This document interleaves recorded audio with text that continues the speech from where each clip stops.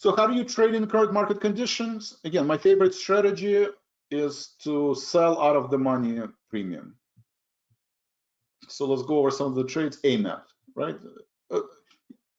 It's the same strategy, and this is the most common and the most favorite strategy for most traders in the bear market, right? It's selling out of the money premium. Everybody does a little bit differently, right?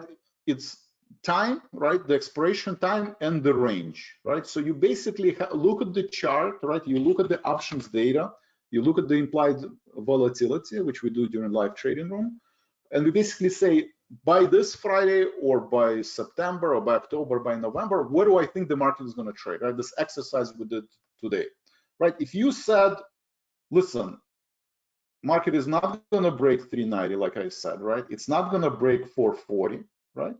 Then the right strategy is to sell 460, 440 call spread. You sell 460, 440 call spread right away. Some people would say, well, and I don't think it's going to break 390, and you sell 390, 370 put spread. So you sell put spread and you sell call spread iron condor, because you believe by October it will not breach these levels. It's going to trade in some kind of a range. And you can look at the options data and it will tell you what the probability, right? By selecting 30% profit, you know, it will give you that probability that 30%, you know, 70% time it will not get to 460, right? By the expiration date. Oh, on expiration they will not expire at these levels, right? 450, 460. Or you sell call spread because it's overbought, and then you wait, and maybe if it reaches 410, right? Maybe if it reaches 410 next week, okay, then you sell put spread, right? But that's the most, and the options data can tell you that, right? You can do it for next week, right? You can look at the next week expiration, or you can look at the Friday's expiration, right? Because earnings by definition gives you extra volatility. This is a very popular strategy. Basically, aim at announcing earnings, right? You look at estimated implied volatility move, and you're saying, I don't think AMAT will break 105 level, you know, 2 times estimated move, and I don't think it's going to go above 117 level, right? And based on that, you're selling the premium. So I sold 118 call, and I sold 105 put, collected roughly 40 cents. On a $100 stock, it's 40 basis points, right? So I collected 40 basis points. And that's my strategy.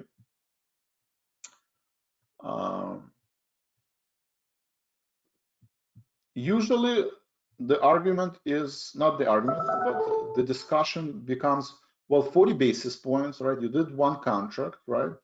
You made, let's say, $40, right? It expired worthless, $40, or, you know, you paid, you know, some hedges. So you made $34. You know, what's $40, right? It's not going to break or make my day, right? Right. But then the question becomes, how often do you do this trade, right? Let's say you do this trade 4 times a week, right? You only do 4 trades a week, right? Or you do 4 trades a month, same calculus. If you know, here I'm waiting for a week. You know, if you're waiting for 2 weeks or 3 weeks, then, you know, you look for 1 or 2% gain. But the math stays the same, right? The idea of compounding investing.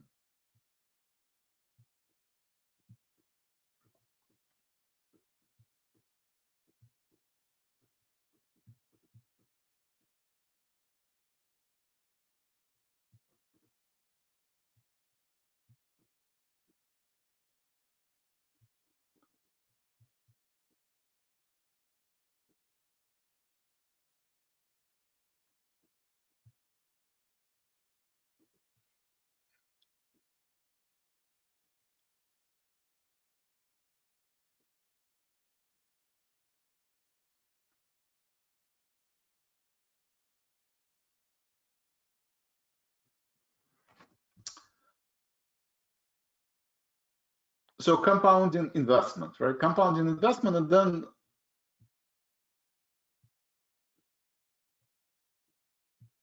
basically, let's say the winning rate has been 75%. So you have 3 winning trades, right? Each, let's say, 0.5%. and you limit your loss to also 0.5%. So if you have 3 winning trades and 1 losing trade, then you made 1% a week, right? So in 1 week, you make 1%. I mean, there's earnings almost every day, you know. And then in 1 month, you're making, right? You multiply it by 4%. And then in 1 year, you multiply by 12, you have 48%, right? So if you can make 48% in the bear market, you know, you're a superstar, right? You're like the best money manager there is, right? So let's say this was 1% loss, right? And you know, you only made 0.5%. Okay, so you made 24% a year. If you want to make more, you know, you don't trade more contracts, right? You don't take more risk, you just trade more often. Same position size, always the same trade size. And you know, you might, I'm looking for 0.5%, you can look for 1%. And then, you know, we went over some of the hedges like we did with Cisco trade, right? Cisco trade went against me. I actually, you know, only made, you know, 1 cent on that 50 call, but I was able to close the stock and make 1%, right? So overall, I got, you know, the profit was close to 1%. But the point remains is that you keep the same trade size, you don't increase the trade size, you just trade more often. You don't have more concurrent positions, you know, but you just trade more often. Instead of 1 trade a day, maybe you do 2 trades a day, right? Instead of looking for 0.5%, maybe you want to take a little bit more risk than I do, and you look for 1% gain, right? You know, instead of selling 18 cents, maybe you want to sell 30 cents.